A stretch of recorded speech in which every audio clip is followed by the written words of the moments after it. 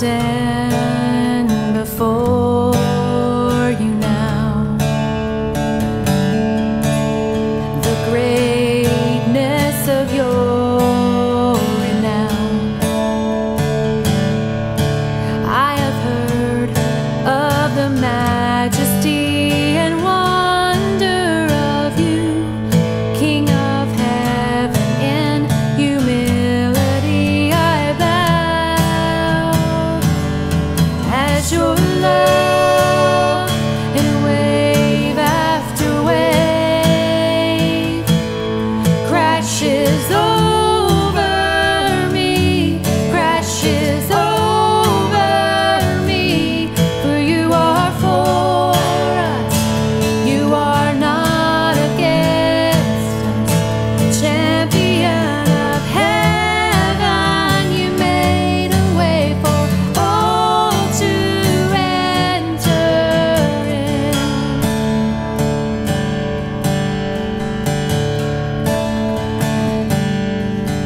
I have heard you calling my name. I have heard of the song that you sing. So I will let you draw me out beyond the shore into your grace. Oh, your grace, as your love in wave after wave crashes over me, crashes over me. For you are for us, you are not against us. Champion of heaven, you made a way for all to enter in.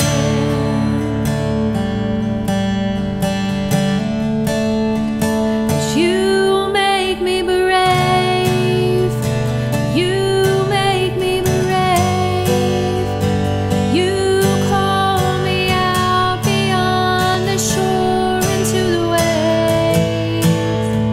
And you make me brave, you make me brave. No fear can hinder now the love that made a way. You make me brave, you make me brave.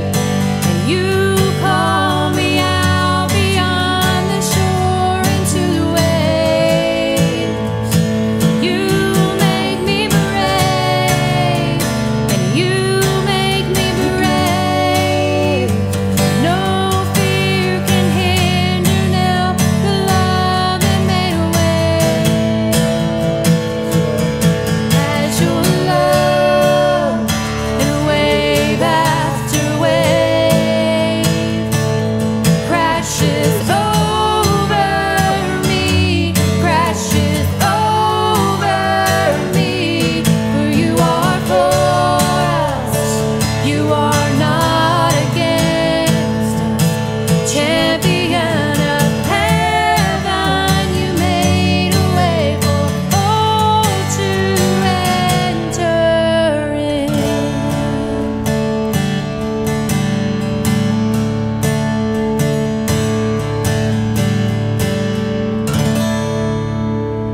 Hey everybody, welcome back this week to our Christmas edition of the DeSoto Hills Wednesday nights. We're looking at covenants. We looked at the Adamic covenant and the Abrahamic covenant and looked at how Christ fulfilled those covenants on our behalf. Tonight we're going to look at the Mosaic covenant. And I'm just going to be honest with you, as I was studying these and as I was going through these, I got more excited about this one than the other two. Not because the other two were bad or anything, but there was just something cool that God brought out to me that we're going to look at in just a minute as we get there. So tonight we're looking at the Mosaic covenant. Now this covenant is probably longer than any of the others, and so we're going to quickly just kind of go through that covenant and what it is and what it looks like and how that came into place. And then we're going to go in and see how Christ fulfills that covenant for us. And so in in Exodus chapter 19, we see the beginning of this covenant. In verses 3 through 6, here's kind of the actual covenant that he said that happens. In verse 3 of chapter 19 of Exodus, while Moses went up to God, the Lord called him out of the mountain, saying, "Thus you shall say to the house of Jacob, and tell the people of Israel, you yourselves have seen what I did to the Egyptians, and how I bore you on eagle's wings and brought you to myself. Now therefore, if you will indeed obey my voice and keep my covenant, you shall be my treasured possession among all peoples. For all the earth is mine. You shall be to me a kingdom of priests and a holy nation. These are the words that you shall speak to the people of Israel." So he enters into this covenant. And again, here's what he says. And he says, if you will indeed obey my voice and keep my covenant, you shall be my treasured possession. So they're going to be a treasured possession among all peoples. They are going to be a kingdom of priests and a holy nation. So God enters into this covenant with them there. And we see that Moses went down. God told him to go tell the people. And in verses 7 through 9, we see him going down and telling the people, say, okay, Moses, we're going to do what God tells us to do. And so in verses 10 through 15, we're going to see Israel, and they're going to consecrate themselves before God and what happens there. And then in verses 16 through 20, God is going to, they've set the Mount of Sinai up, and they put a fence around the mountain so nobody can get near it. And we're going to see a cloud descend on the mountains, and thundering and lightning as God descends upon the mountain, and He's going to call Moses up, and Moses is going to go up to God, and then God's going to say, hey, Moses, you need to go back and warn the people. Be sure they don't come too close or they're going to die. And so Moses goes back down, and he gives them this warning. Don't cross the fence. Don't get too close. You're going to die. So then God speaks from the mountain, and He gives Israel the 10 Commandments. In chapter 20, verses 1 through 17, God gives them the 10 Commandments. And here's Israel's response to that. They are terrified. They go to Moses and say, look, Moses, you go talk to God on our behalf. We can't. We're terrified. We're petrified. He is holy. We're not. Moses, you take care of this. You do this. And so Moses goes up to God again in verses chapter 20 and 23, chapter 20, 21, 22, 23. God's going to give him the rest of the laws. And then at the end of that and then in chapter 24, we see at the end of chapter 24, God is going to confirm this covenant with Moses. It is going to be confirmed there. And then at the end, God is going to He's going to call Moses up, and Moses is going to be gone on this mountain for about 40 days. And at the end of that 40 days, He's going to give Moses the 2 tablets with the 10 Commandments on it, and it's going to be confirmed there. But we're going to see something happen in that 40 days. In that 40 days that Moses is there, Israel builds the golden calf. So even before they receive the 2 tablets, they break the covenant. Moses comes down and he breaks the covenant, and right there, the covenant relationship that they have with God could be broken. God is not set to do anything, but because God is gracious, because God is merciful, because God is who God is, what we're going to see is that He is going to take them in, and He's going to take them back, and He's going to continue this covenant relationship with them. So again, what does this covenant relationship look like? Remember, here's the promises that He gives them. They're going to be a prized possession.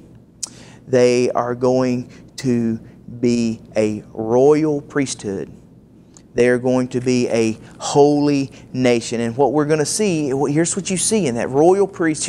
Understand what priests have. The priests in that time, for Israelites, they had access to God. So when God comes to Israel, the whole nation, He says, you're going to be royal priests. What He means is you are going to be like king priests. And you have access to me, to God. You're going to be royal priests. You are going to be a holy nation. And they're going to be holy in a couple of ways. One is they are set apart. From all the other nations of the earth, they are God's prized possession. And He has set them apart as holy. The second is they are supposed to be holy in their likeness to God. He has given them the 10 Commandments to obey. And those 10 Commandments should set them in moral likeness to God. That's what they should do. And so they're a prized possession, they're a royal priest, they're a holy nation. Over in Genesis chapter 23, or Exodus chapter 23, verses 22, He promises to defend them from all their enemies. And then also He promises in chapter 34, He promises them grace and mercy, but He also promises them to be holy and to judge them when they break the covenant. So He promises grace and mercy because He is just and He has to.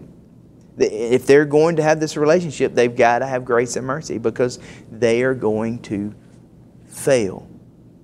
So we look at Christ, and then how does Christ fulfill this? Well, one way, and I want to visit this real quickly. We looked at this last week just a little bit in Galatians chapter 3.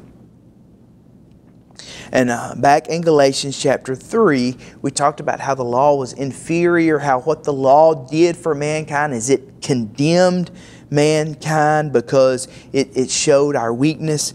Here's a great illustration. In Galatians 3:23 it says, "Now before faith came, we were held captive under the law, imprisoned until the coming faith would be revealed. So then, the law was our guardian until Christ came, in order that we might be justified by faith. But now that faith has come, we are no longer under a guardian." What the law was for Israel was like a guardian. It was almost like a babysitter. A babysitter who came in and gave Israel the way to do right and the way to be right. But it was just a babysitter. It was just a guardian. And just like a babysitter comes, if you have kids and you hire a babysitter to come sit with your kids, they have a little bit of authority. But who has the major authority? You as the parent. And when you come home, the babysitter, there's no longer need for the babysitter. The parent's there. Well, the law was kind of like that. The law came, and for Israel was kind of the babysitter. It taught them how to live, but it was inferior, and it just really showed them how they were messed up. And what they needed was faith in Christ, in the parent. They needed Him. And so Christ came, and we talked about this last week. Christ justified us. What that means is what we deserve because of our sin, because we had messed up. Just as if you go away from home, you leave a babysitter and you come home, the babysitter says, "Man, these kids were terrible today. What are you going to do? You're going to punish them." Well, when Christ comes, I mean, that's all the law did is it showed that they needed punishment. That's what they deserved. But Christ, because He was righteous, because He perfectly obeyed, we talk about that with the Adamic covenant, because He perfectly obeyed, because of that, then He died in our place.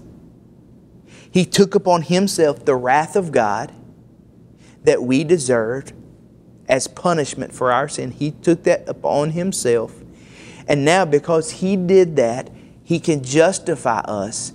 And He gives us His righteousness. Just as Adam gave us his sin, Christ gives us His righteousness when we place our faith in Him, and we are justified. So now, listen to this, and this is the coolest thing. In 1 Peter chapter 1, I've heard these verses all my life. I've heard about them. I've read them. I've studied them. But man, as I was doing this study and looking at the Mosaic covenant, these verses really became alive. In chapter 1, starting in verse 6, it says, "For it stands in Scripture, Behold, I'm laying in Zion a stone, a cornerstone, chosen and precious, and whoever believes in Him will not be put to shame. So he's laying in Zion a cornerstone chosen and precious. And whoever believes in him should not be put to shame. That's Christ. Christ is the cornerstone. Verse 7, and so the honor is for you who believe, but for those who do not, the stone that the builders rejected has become the cornerstone, and a stone of stumbling and a rock of defense. This stone, Christ, if we trust in him, we won't be put to shame. But if we don't, he is a stumbling block, a rock of defense. They stumble because they disobey the word, and they were destined to do. Because we have Adam's sin and we inherited, we were destined to fall in him. But listen to this. Those who believe, those who are justified, this is it.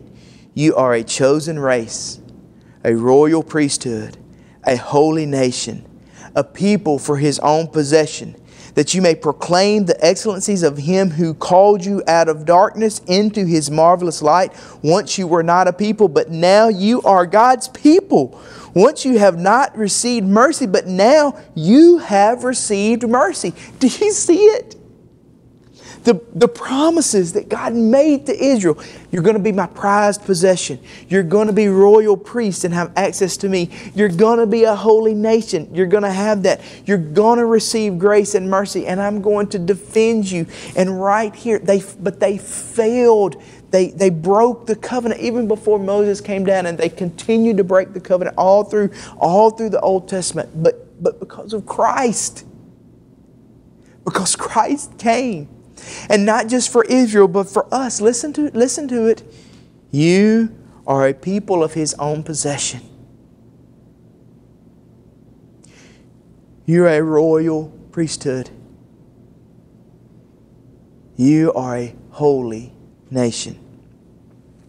Once you didn't have mercy, but now you have mercy. Once you were not a people, but now you are God's people. Christ. Because of him. Because he came at Christmas. Because giving us reason to celebrate his coming. He fulfilled the Mosaic covenant not just for Israel, but for us. So God can look at me and he can look at you and he can say, you are a holy nation. You are a royal priesthood. You are a people for my possession. You once didn't have mercy, but now you do. You once were not a people, but now you are God's people. This Christmas, celebrate Christ, that he came, that he justified us, that he fulfilled not just the law, but all the covenants on our behalf. And now we have a relationship with God. We can be a prized possession. All because of Christ. Merry Christmas. Have a happy holidays.